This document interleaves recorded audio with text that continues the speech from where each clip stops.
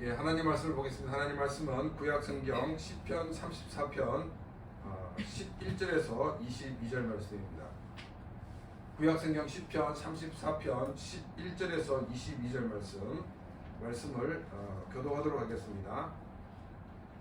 너희 자녀들아 와서 내 말을 들으라. 내가 여호와를 경외하는 법을 너에게 가르치리로다. 성령을 사모하고 연수를 사랑하여 복 받기를 원하는 사람이 누구뇨? 내 혀를 악에서 금하며 내 입술을 거짓말에서 금할지어다. 악을 버리고 선을 행하며 형을 찾아 따를지어다. 여호와의 눈은 의인을 향하시고 그의 귀는 그들의 부르짖음에 기울이시는도다. 여호와의 얼굴은 악을 행하는 자를 향하사 그들의 자취를 땅에서 끊으려 하시는도다. 의인이 부르짖음에 여호와께서 들으시고 그들의 모든 환난에서 건지셨도다. 여호와는 마음에 강한 자를 가까이 하시고 중심으로 통회하는 자를 구원하시는도다. 의인은 고난이 많으나 여호와께서 그의 모든 고난에서 건지시는도다. 그의 모든 편을 보호하시며 중에서 하나도 꺾이지 아니하다. 악이 악인을 죽일 것이라. 의인을 미워하는 자는 벌을 받으리로다. 여호와께서 그의 종들의 영혼을 공량하시나니 그에게 피하는 자는 다 벌을 받지 아니하리로다. 아멘. 아멘. 우리의 인생은 사람들이 흔히 말하는 것처럼 산 넘어 산입니다. 그 어느 누구도 이 말에 예외가 되는 사람들은 없다는 것입니다. 돈이 많은 사람들은 돈이 있을 때는 돈으로 해결할 것처럼 보이지만은 사실 돈으로 할 수 없는 일을 만나게 되는 경우가 많이 있습니다. 권력을 가진 사람들은 그 권력으로 문제를 해결할 수 있을 것이다 라고 생각하지만 권력으로 행할 수 없는 일들을 만나게 됩니다. 이것은 사람들이 이 세상을 떠날 때까지 계속되는 것이다 라고 우리는 말할 수 있습니다. 크리스천인 우리들은 산을 넘었더니 또 산이야 라고 이렇게 불만을 토로하는 것이 아니라 지금까지 만났던 산을 넘게 하신 하나님께 감사를 드리시기를 바랍니다. 그리고 이제 넘어가는 이 산을 하나님은 어떤 은혜를 우리에게 주셔서 또 넘어가게 하실까? 하나님은 기대하는 마음을 가지고 나가시기를 바랍니다. 그리고 우리의 삶 가운데 함께 하셨던 하나님께 감사와 찬양을 드리는 삶이 되어야 합니다.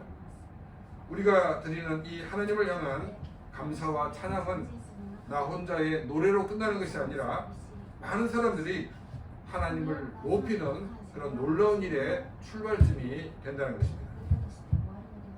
새롭게 산을 만날 때마다 크리스천들이 해야 되는 것은 지금까지 산을 넘게 하신 하나님께 감사하면서 새롭게 만나는 산을 잘 넘어갈 수 있도록 하나님께 기도하는 것입니다. 우리가 기도할 때 하나님은 우리의 마음의 두려움을 제거해 주시고 그래서 높고 험한 산을 가벼운 마음으로 넘게 주시는 것입니다. 하나님은 우리 앞에 나와 우리가 하나님 앞에 나가 기도하기만 하면 하나님은 응답해 주시는 하나님이라고 성경은 우리에게 말하고 있습니다.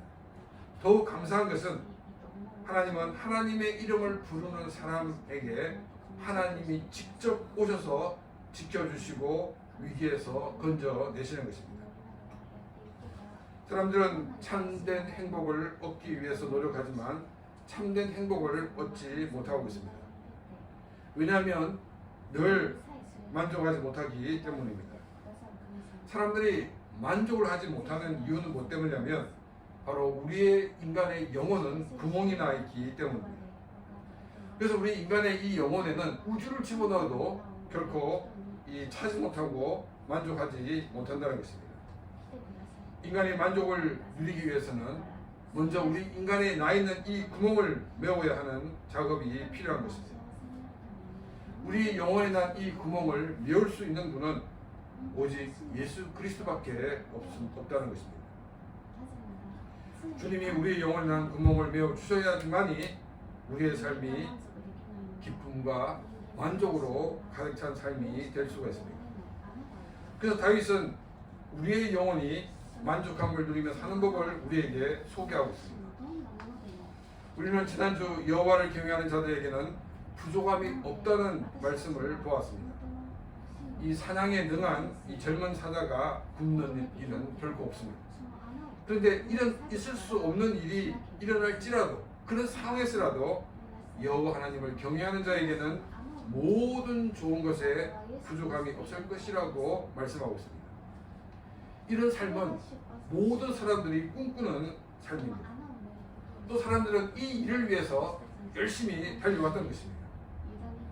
부족함이 없는 이 행복한 삶을 위해서는 돈을 많이 버는 것이 아니었습니다. 명예를 얻는 것이 아니었습니다. 또 사랑하는 사람만을 만나는 것이 아니었습니다. 야훼 하나님을 경외해야 하는 것입니다. 이것이 우리가 살아갈 때 좋은 것으로 부족함이 없는 삶을 살아가는 비결인 것입니다. 그래서 어떻게 야훼 하나님을 경외하는 것인지 그 방법을 가르쳐 주겠다라고 다윗은 말을 하고 있습니다. 11절입니다. 너희 자녀들아 와서 내 말을 들으라. 내가 여호와를 경외하는 법을 너에게 가르치리로다. 자, 12절 말씀 보겠습니다. 생명을 사모하고 연수를 사랑하여 복받기를 원하는 사람이 누구뇨? 이 12절은 야훼 하나님을 경외하는 사람이 누리는 복을 이 세상 사람들의 가치관으로 표현한 표현입니다. 그래서 생명을 사모한다라는 이 말을 일본어 역에서는 기쁨을 가지고 산다라고 이렇게 번역을 하고 있습니다. 이 원어 성경을 직역을 해보면 이 기쁨을 생명을 사랑한다라는 것 같은 말입니다. 삶이 너무나도 행복해서 또 너무나 좋아서 이 사는 것이 너무나도 좋다는 것입니다. 12절은 이 삶이 너무나도 행복하고 좋아서 사는 것이 너무 좋기 때문에 그래서 더 오래 살고 싶은 장수하고 싶은 그런 마음이 있다라는 것을 우리에게 말하고 있습니다. 이런 사람이 되기 위해서는 우리는 야훼 하나님을 경외하는 사람이 되어야 한다는 것입니다. 세상 사람들이 바라보는 이 복을 누릴 수 있는 것도 세상적인 방법이 아니라 바로 야훼 하나님을 경외하는 데 있다는 것입니다. 그런데 많은 크리스천들은 하나님을 경외하며 하나님의 말씀을 따르기보다는 이 세상의 방법을 따름으로 오히려 모든 것을 잃고 만다는 것입니다. 세상적인 참된 복을 누리기 위해서도 하나님을 경외해야 한다는 것입니다. 우리 기독교 역사를 보게 되면 이 구원에 대해서 믿음이냐 아니면 행위냐 하는 문제로 오랫동안 논쟁을 하고 있습니다. 이 믿음이냐 행위냐는 이 논쟁을 하게 된 이유는 이분법적인 논리 때문입니다. 또 이 믿음을 강조하는 사람도 행위를 강조하는 사람도 모두 다 성경을 들고 나와서 이야기를 하고 있기 때문에 성경을 잘 모르는 사람은 어느 쪽이 맞는지 헷갈리는 경우가 많이 있습니다. 이 믿음과 행위는 이 서로 분리된 것이 아니라 동전의 양면과 같은 것입니다. 우리가 구원을 받은 것은 우리의 행위가 아니라 예수 그리스도를 믿음으로 구원을 받은 것입니다. 그러면 구원을 받은 사람이라면 그 사람의 삶이, 그 사람의 행동이 바뀌게 됩니다. 왜냐하면 성령 하나님께서 예수 그리스도를 주로 고백한 그 사람의 마음 가운데, 그 사람의 삶 가운데 역사하시기 때문입니다. 믿음을 가지고 있다고 하면서 근데 우리는 쉽게 우리의 삶과 우리의 생각이 바뀌지 않는 그런 경향이 있습니다. 왜냐하면 너무나 오랫동안 이런 삶을 살았기 때문에 정말 굳을 대로 굳어 있어가지고 잘 바뀌지 않습니다. 쉽게 바뀌지 않습니다. 근데 우리 몸이 이렇게 굳어 있을 때 여러분 굳어 있다고 그대로 둔다고 그러면 어떻게 됩니까? 그럼 점점 그 몸을 움직일 수가 없는 그런 몸이 되고 만다는 것입니다. 움직이지 않아도 정말 움직이도록 리하빌도 받고 또 침도 받고 뜸도 뜨고 운동을 할 때 드디어 움직이기 시작하게 되는 것입니다. 움직이지 않는다고 그냥 두면 더 움직일 수 없는 그런 몸이 되고 만다는 것입니다. 정말 머리로는 생각으로는 산을 넘고 달려갈 것처럼 보이지만 그러나 움직이지 않는다는 것입니다. 우리의 믿음의 삶도 마찬가지입니다. 처음에 움직이지 않지만 그러나 성령 하나님께 모든 것을 맡기면서 움직여 나가야 됩니다. 억지로라도 움직여야 됩니다. 그렇게 될 때 우리는 하나님의 사람으로 움직일 수가 있고 하나님의 사람으로 영광 돌릴 수 있는 삶이 될 수가 있다는 것입니다. 그래서 다윗은 믿음을 가지고 있다 그러면 어떤 삶을 살아야 될지를 설명하고 있습니다. 어떤 열매를 맺기 위해 목표하고 움직여야 되는 것을 우리에게 보여주고 있습니다. 13절과 14절 말씀입니다. 너의 혀를 악에서 금하며 내 입술을 거짓말에서 금할지어다. 악을 버리고 선을 행하며 화평을 찾아 따를지어다. 이 13절은 이 말에 대해서 이야기를 하고 있습니다.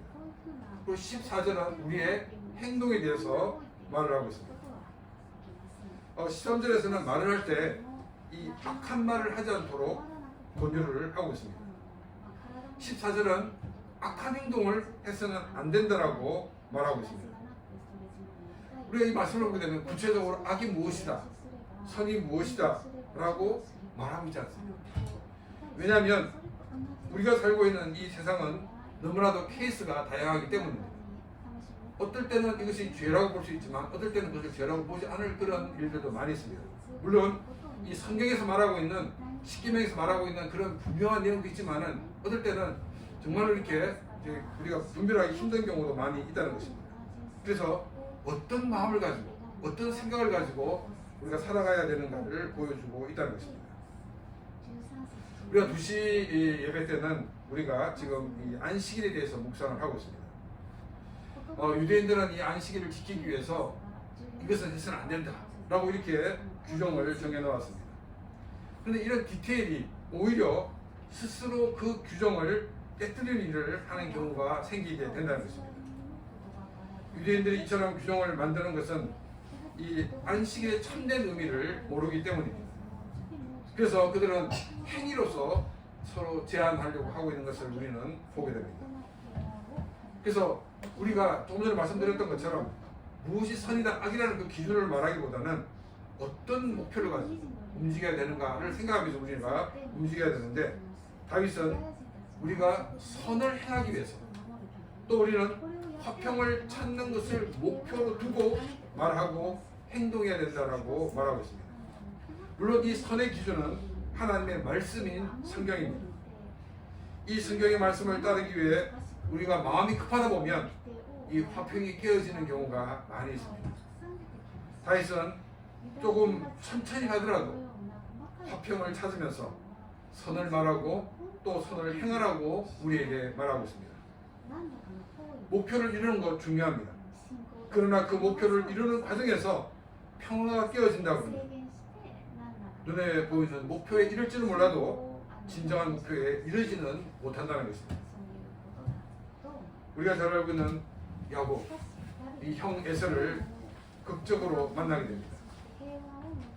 형 에서는 뭐라고 얘기하냐면 자신과 자신의 부하들이 이 야곱의 가족들을 에스코트 해주겠다 이렇게 제안을 하였습니다.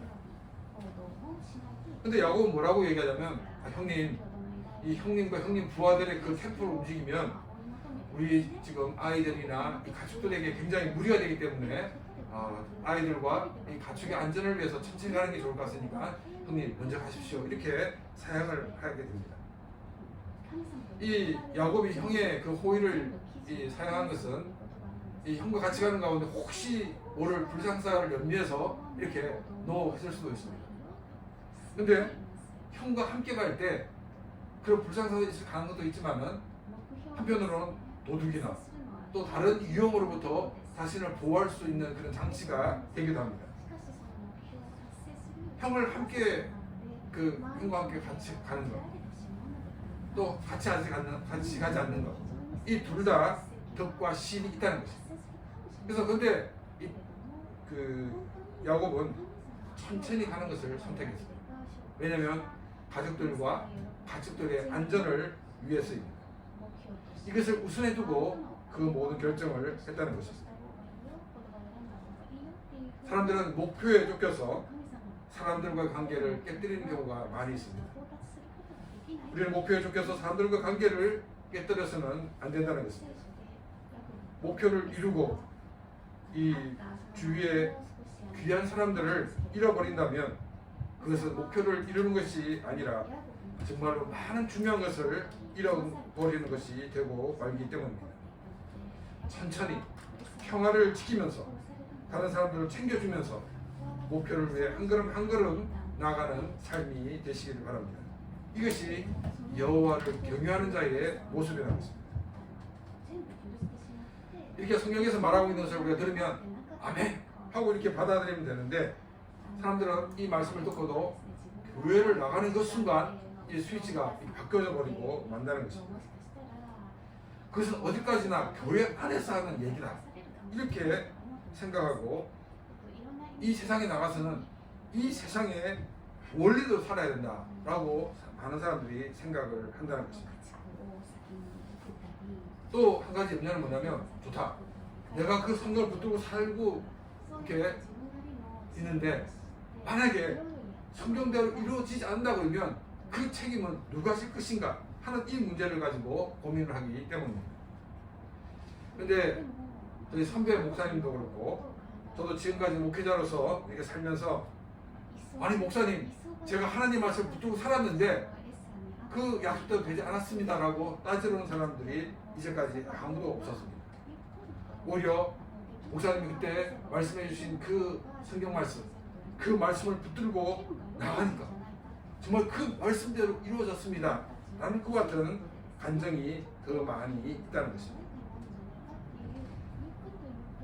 그럼에도 불구하고 불안한 사람을 위해서 다윗은 이렇게 말을 하고 있습니다. 15절입니다. 여호와의 눈은 의인을 향하시고 그의 귀는 그들의 부르짖음에 기울이시는도다. 야훼 하나님의 눈과 야훼 하나님의 귀가 어디를 향하고 있다고 말하고 있습니까? 야훼 하나님의 눈은 의인을 향하고 있고 야훼 하나님의 귀는 그 의인의 부르짖음을 듣고 계시다는 것입니다. 여러분 그런 말을 하는 아이가 그런 말을 시작할 때 다닙니다. 그럼 부모는 그 아이를 계속 보고 있습니다. 그러다 그 아이가 넘어지려고 하면은 얼른 달려가서 아이를 잡아주는 것이 부모의 모습입니다. 하나님은 이런 부모의 눈을 가지고 이런 부모의 심령을 가지고 하나님을 찾는 자, 하나님을 경외하는 자를 보고 계시다는 것입니다. 또한 그들의 기도를 듣고 계시다는 것입니다. 17절 말씀입니다. 의인이 부르짖음에 여호와께서 들으시고 그들의 모든 환난에서 건지셨도다. 하나님께서 하나님을 찾는 자의 기도를 들으시는 이유가 무엇입니까? 그 이유는 그 기도를 응답해 주시기 위해서입니다.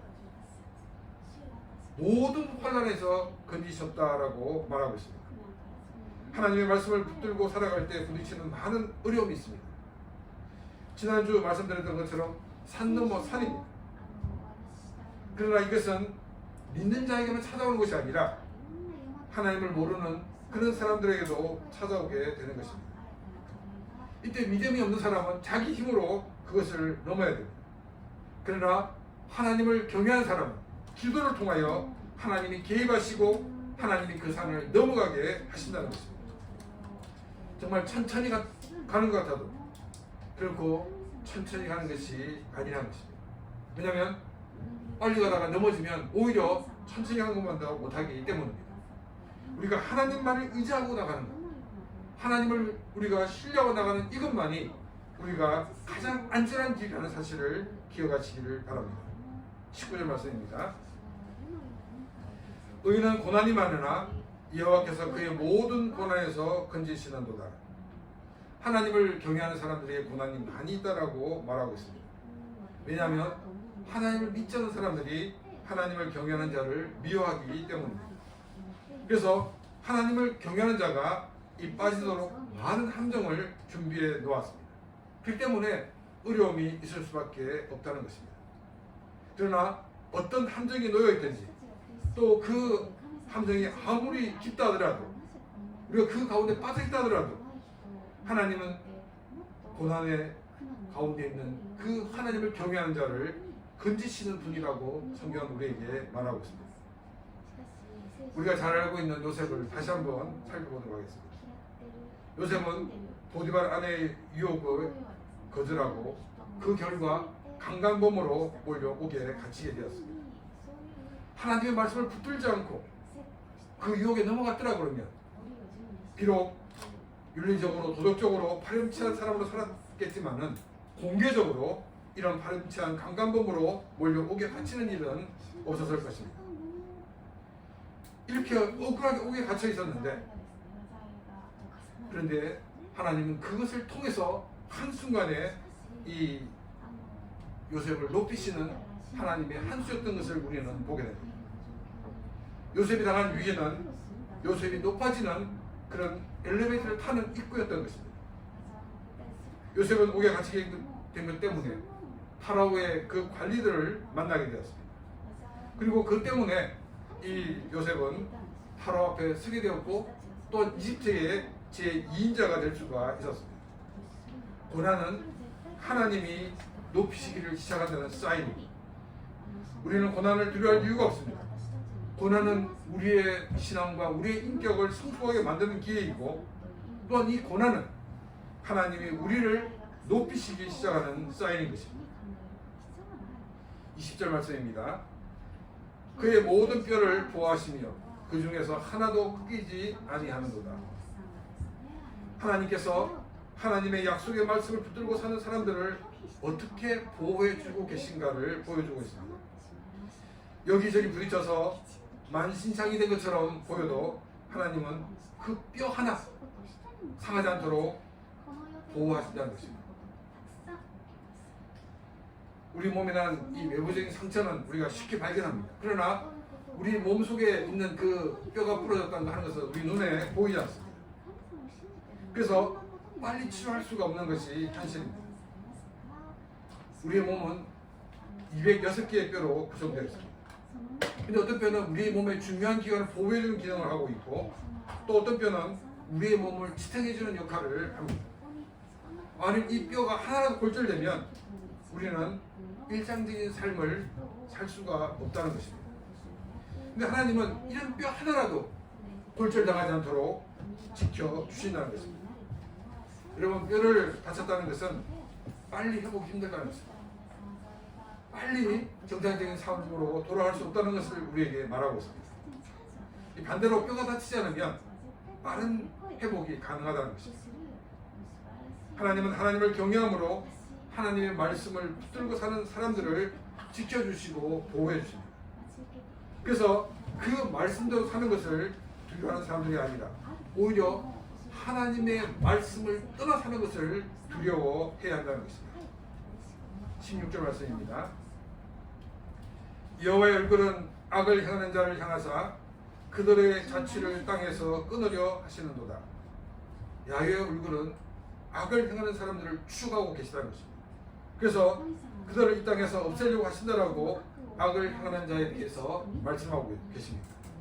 또 21절 말씀입니다. 악이 악인을 죽일 것이라 의인을 미워하는 자는 벌을 받으리로다. 악을 행하는 사람은 자신이 행하는 악이 자기를 더 강하게 세워줄 것이라고 생각을 합니다. 그래서 조금 더 두려운 마음을 가지지 않고 악을 행하게 됩니다. 근데 성경은 이 악이 악인을 죽일 것이다 라고 말하고 있습니다. 자신이 붙잡은 그것이 오히려 자신을 찌르는 칼이 되어버리고 만다는 것입니다. 이 세상을 살 때 세상의 원리가 지배하는 것은 보이지만 결국 세상의 원리를 붙든 사람은 그 붙든 세상의 원리 때문에 망하게 된다는 것을 말하고 있습니다. 하나님 말씀을 붙들지 않고 세상의 원리를 붙잡은 것은 그것이 더 지름길처럼 보였기 때문입니다. 그리고 그 길이 더 안전한 길로 보였기 때문입니다. 그러나 이 세상의 원리대로 사는 것이 오히려 자신을 해하는 것이 되고 만다는 것입니다. 빠져나가지 못하는 미로에 갇힌 시세가 되고 만다는 것입니다. 의인을 미워하는 자, 즉 하나님을 경외하는 자를 미워하는 자는 벌을 받게 될 것이라고 말씀하고 있습니다. 세상 사람들은 하나님을 경외하는 자를 좀 이렇게 우습게 보는 경향이 있습니다. 왜냐하면 이 세상에서 살아갈 능력이 없어서 하나님을 경외하고 있다고 보기 때문입니다. 자신은 똑똑하고 자신은 능력이 있기 때문에 하나님이 필요 없다라고 생각을 합니다. 하나님을 경외하는 자는 뭔가 부족한 사람이기보다는 겸손한 마음을 가지고 있는 사람입니다. 겸손히 하나님을 경외하는 사람은 하나님께서 지키시고 보호해 주신다는 것입니다. 그러나 하나님을 경외하지 않는 사람에게는 하나님께서는 벌을 내리시다라고 성경은 우리에게 말하고 있습니다. 하나님께서 하나님을 경외하는 자를 지켜보고 계십니다. 하나님은 그들이 간구하는 기도의 내용을 다 듣고 계십니다. 그리고 그 기도를 응답해 주는 것이 하나님이십니다. 하나님의 말씀의 원리대로 살지 않는 것이 악입니다. 하나님의 말씀의 원리를 붙들지 않으면 결국 악을 붙잡을 수밖에 없는 것이 우리의 인생입니다. 제3지대나 혹은 중간지대는 없습니다. 하나님의 말씀의 원리를 붙드느냐 아니면 악을 붙드느냐, 이 둘 중에 하나를 선택해야 하는 것이 우리의 인생입니다. 하나님의 말씀을 붙들지 않고 악을 붙잡았기에 자신이 붙잡은 그 악이 자신을 찌르는 칼이 되어 자신을 죽이게 될 것이라고 성경은 우리에게 말하고 있습니다. 하나님의 말씀을 붙들고 사는 사람을 미워하는 사람들은 반드시 벌을 받게 된다고 또한 말하고 있습니다. 성경은 하나님 말씀을 붙들고 사는 사람만이 아니라 악을 붙들고 사는 사람에게도 경고를 하고 있습니다. 악이 나를 죽이기 전에, 하나님으로부터 벌을 받기 전에 악에서 돌아서라는 것입니다. 하나님 앞으로 돌아와야 합니다. 너무 늦지 않았습니까? 라고 생각이 들 수도 있습니다. 아닙니다. 늦지 않았습니다. 지금이 하나님께 돌아갈 시간이고 또한 지금이 하나님께 돌아갈 마지막 기회인지 모릅니다. 악을 놓고 하나님의 말씀을 붙들기를 바랍니다. 하나님의 원리대로 사는 하나님의 사람을 미워했던 그 모든 죄악을 고백하고 하나님 앞에 서는 삶이 되시기를 바랍니다. 18절 말씀입니다. 여호와는 마음이 상한 자를 가까이 하시고 충심으로 통회하는 자를 구원하시리로다. 이 마음이 상한 자라는 말은 마음이 깨어진 자라는 말입니다. 이 마음이 깨어진 자라는 것은 자신의 고집을 내세우지 않고 자신의 모든 것을 내려놓은 그런 하나님 앞에서의 그런 빈 마음을 가진 사람을 말하고 있습니다. 이 말은 마음이 상한 자는 회개한 사람이라는 것입니다. 하나님은 회개한 사람을 가까이 하신다라고 말하고 있습니다. 하나님이 멀리 계시다고 느끼고 있습니까? 그것은 우리가 아직 상한 마음이 되지 않았기 때문입니다. 상한 마음을 가진 자가 되시기를 바랍니다. 회개하는 마음을 가져야 한다는 것입니다. 내가 회개하는 마음을 가지게 될 때 하나님이 나를 찾아오시고 나와 함께 하시는 은혜와 복을 주신다는 것입니다. 그리고 충심으로 통회하는 자를 구원하신다라고 말하고 있습니다. 일본어 성경에서는 이 충심으로라는 단어가 번역되지 않았습니다. 물론 원어 성경에도 그 충심이라는 그 단어는 없습니다. 그런데 이 통회한다는 이 표현 자체가 아주 강력하게 깊이 뉘우친다는 그런 뜻입니다. 그래서 한국에서는 이 충심으로라는 단어를 이렇게 더 넣어서 원어의 의미를 살리도록 했습니다. 자신의 잘못을 깊이 반성하고 회개한 사람을 구원하시는 하나님이라고 했습니다. 하나님은 악을 행하는 사람에게도 회개할 기회를 주시고 또 회개하면 지은 모든 죄를 용서해 주시고 구원해 주시는 하나님이십니다. 우리는 십자가의 강도를 기억하고 있을 것입니다. 그 십자가의 강도가 그 십자가에서 죽으면서 예수 그리스도를 주로 고백할 때 주님은 너는 오늘 나와 함께 낙원에 있을 것이라고 약속해 주었습니다. 그 어떤 사람이라도 자신의 죄를 고백하기만 하면 주님은 구원해 주시는 하나님이십니다. 그러나 크리스천이라고 하면서도 성경 말씀의 원리를 붙잡지 않는다고 그러면 그 사람은 악을 붙잡고 산 것입니다. 붙잡고 있는 이것을 빨리 버려야 살 길입니다. 하나님은 마음이 상한 자를 가까이 하시고 통회하는 자를 구원하시는 하나님이십니다. 하나님은 우리의 지난 과거를 묻지 않으십니다. 중요한 것은 지금 자신의 죄를 깊이 뉘우치고 하나님 앞에 서는 것입니다. 그리고 지금 하나님의 말씀을 붙들고 사는 것입니다. 과거 자신이 아무리 헌신을 했어도 지금 말씀을 붙들고 있지 않다고 그러면 그것은 중요한 것이 아닙니다. 지금 하나님께 자신의 모든 죄를 고백하시고 죄를 용서받고 하나님의 은혜 가운데 가 하나님의 은혜가 회복되는 그런 귀한 시간이 되시기를 바랍니다. 22절 말씀입니다. 여호와께서 그의 종들의 영혼을 속량하시나니 그에게 피하는 자는 다 벌을 받지 아니하리로다. 먼저 야훼 하나님은 그 종들의 영혼을 속량하신다라고 말하고 있습니다.